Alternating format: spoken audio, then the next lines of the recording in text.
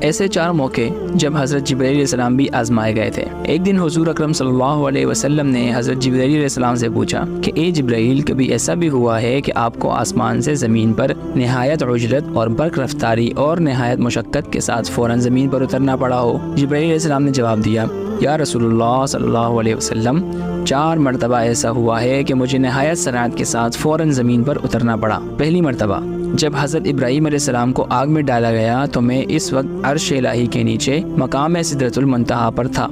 مجھے حکم ہوا کہ جبرائیل، میرے خلیل کے آگ میں پہنچنے سے پہلے میرے خلیل کے پاس پہنچو۔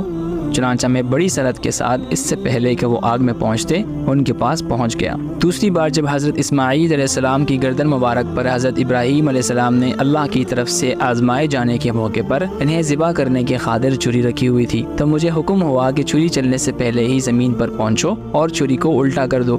چنانچہ میں چھری چلنے سے پہلے ہی زمین پر پہنچ گیا اور چھری کو چلنے نہ دیا۔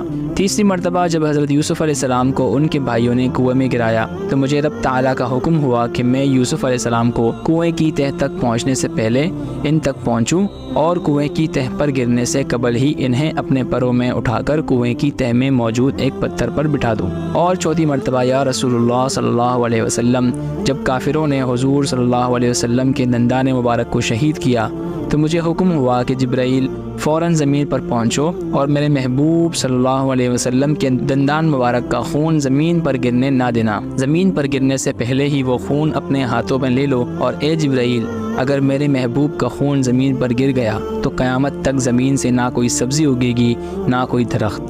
چنانچہ میں بڑی سرعت کے ساتھ زمین پر پہنچا اور حضور اکرم صلی اللہ علیہ وسلم کے خون مبارک کو ہاتھوں پر لے کر ہوا میں اڑا دیا۔ سبحان اللہ۔